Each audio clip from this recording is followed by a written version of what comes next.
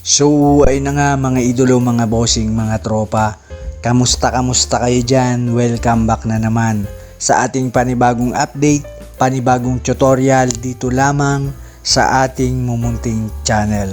Tulad sa nakita mo sa ating thumbnail, nabasa mo sa ating title, paano nga ba natin palalakasin yung ating internet data connection ngayong 2024, panibagong update ito mga tropa. Sana mapanood nyo hanggang sa dulo tong ating tutorial at nang sa ganun masundan natin ng maayos yung mga step na ating gagawin mga tropa. But before that, kung bago ka lamang sa ating mumunting channel or kung na-search mo lang ngayon tong ating video, kung deserve kong makahingi sa'yo ng subscribe, ayan, maraming salamat. I really appreciate that. Kung gusto mo namang ma-notify sa ating mga susunod pang mga videos, mga content, tap mo lang yung ating bell icon dyan sa baba at nang sa ganun ikaw yung unang makapanood sa ating mga susunod pang mga tutorials. Kung gusto mo namang ma-shoutout, comment down below lang dyan sa ating comment section. Gagawa natin yan ng paraan para ma-shoutout kita sa ating mga susunod pang mga tutorials. So, paano nga ba natin palalakasin yung ating internet data connection? Siyempre kapag sobrang hina ng ating data connection, hindi natin masusulit yung mga promo na inaabil natin sa Smart, sa Talk and Text, or even sa Globe. Huwag kang mag-alala mga tropa, in any network, pasok na pasok tong ating tutorial ngayon. Sa Globe, sa TM, sa Smart, sa Talk and Text. So, step 1, napakadali lang yan. Pupunta lang tayo sa setting ng ating phone. Take note lang mga kapatid, hindi natin kailangan ng anumang knowledge dito. Napaka-basic lang sa inyo tong ating tutorial. Pupunta lamang tayo sa setting ng ating smartphone or ng ating Android phone. Then, tatap natin yan.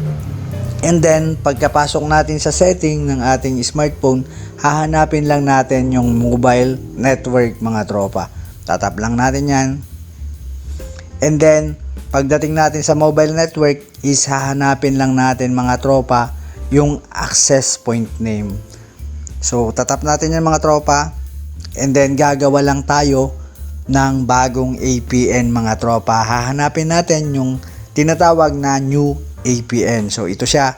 So, tatap mo lang yan and then mariredirect ka dito sa bagong setup ng APN mga tropa. So, kakancel ko lang yan at nagawa ko na kanina yung APN, ikokopya na lang natin.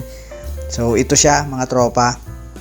So, ang gagawin natin sa name mga tropa, bahala ka na kung ano yung gusto mong ilagay dyan na name. Wala namang problema kung ano man yung ilagay mo dyan. Then, tap mo lang yung okay. And then yung APN mga tropa, susunod sa name is, ang ilalagay natin doon mga tropa is google.com mga tropa. Then okay mo lang yan. Sa proxy mga tropa, naka-not set yan mga tropa. Sa port, not set din mga tropa. Sa username, ganun din. Sa password, ganun din. And then sa server mga tropa, ito mahalaga to. Tap mo yan, ilagay mo lang yung 1.1.1.1. Bali 4 na 1 mga tropa. And then okay mo lang yan. And then sa MMSC mga tropa, naka-not set din yan, pati sa proxy mga tropa, saka sa port. So pagdating natin dito mga tropa sa MCC, is ilalagay natin dyan is 515 mga tropa, and then hit natin yung okay. Ayan. Then sa MNC mga tropa, tap din natin yan, then ilalagay natin dyan is 03 mga tropa. So tap lang natin yan. So screenshot mo muna mga tropa at nang sa ganun masundan mo. Ayan. And then pagdating natin dito sa authentication type mga tropa, naka-not set din yung mga tropa. So tap natin yung none. And then sa EPN type mga tropa, yan. Dapat yan naka-default mga tropa, no? So okay lang natin yan. And then dito sa APN protocol mga tropa is IPv4 and then IPv6 mga tropa. So yan, check natin yan. And then sa APN roaming protocol mga tropa is IPv4 mga tropa. Yan, hopefully nasusundan yung mga tropa. And then itong APN is naka-set yan mga tropa sa enable mga tropa. Yan. And then sa BRR mga tropa, since hindi naman tayo pare-parehas ng location, may mga location talaga na mabagal yung 4G. So, dapat naka-unspecified yan mga tropa. Pero kung malakas naman, stable naman yung 4G natin, is dapat naka-LTE tayo mga tropa. So, and specified mo lang yan para pag pumunta ka sa mga spot na alam mong mahina yung 4G is mapupunta siya automatically sa 3G mga tropa.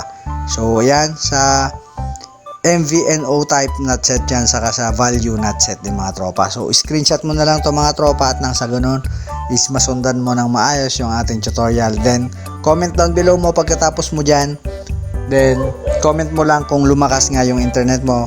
At sa akin, sa side ko mga tropa, is sobrang legit na lumakas yung aking data internet connection mga tropa. So ayun, sa mga susunod pang mga tutorials, kita-kita tayo, and God bless.